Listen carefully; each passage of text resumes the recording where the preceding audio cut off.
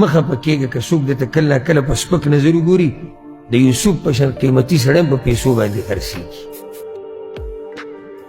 کله ناکله سړی خفه شي پلاني زما قدر ونه کړو هغه راته سپک بوت هغه هېڅ خبره نه ستا قدر قدردانو ته معلوم دی.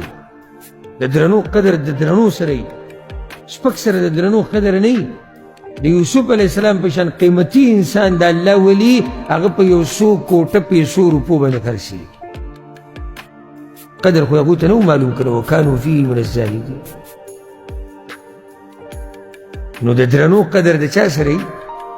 د درنو سره وي.